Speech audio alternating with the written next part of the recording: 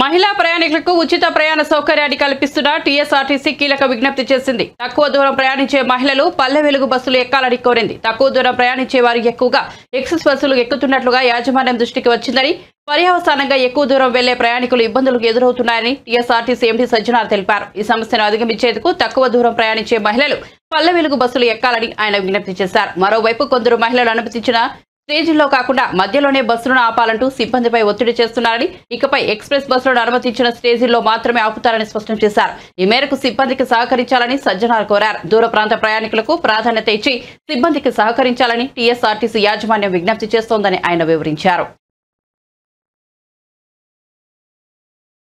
రాష్ట్ర ప్రభుత్వం చేపట్టిన మహాలక్ష్మి ఉచిత ప్రయాణం మహిళలకి, ఆడపిల్లలకి, అదేవిధంగా థర్డ్ జెండర్కి టీఎస్ఆర్టీసీ యాజమాన్యం చాలా సక్సెస్ఫుల్గా ఇంప్లిమెంట్ చేయడం జరుగుతుంది.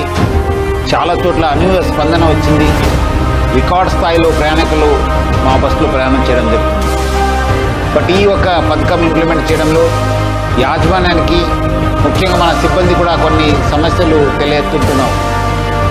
ముఖ్యంగా చాలామంది మహిళలు తక్కువ దూరంకి వెళ్ళే వాళ్ళు కూడా మన ఎక్స్ప్రెస్ బస్సులో ఎక్కి దూర ప్రాంతం వెళ్ళే ప్రయాణికులకి ఇబ్బంది కలిగించే విధంగా ప్రయాణం చేస్తున్నారు.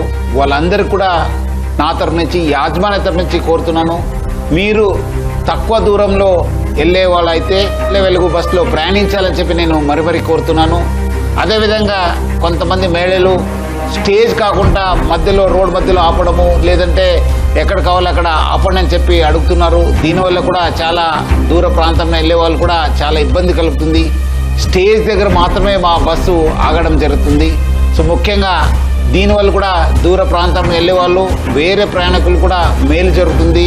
మన కండక్టర్స్కి, డ్రైవర్స్ కూడా బాగా జరుగుతుంది. లేదంటే కొన్ని చోట్ల మనకు చాలా ఇబ్బంది కలుగుతుంది. మన కండక్టర్స్ కూడా చాలా ఇబ్బంది పడుతున్నారు. ప్రజలు బాగా సహకరించారు. వాళ్ళందరూ కూడా నా తరఫు నుంచి, యాజమాన్య తరఫున కూడా ధన్యవాదాలు తెలుపుతున్నాను.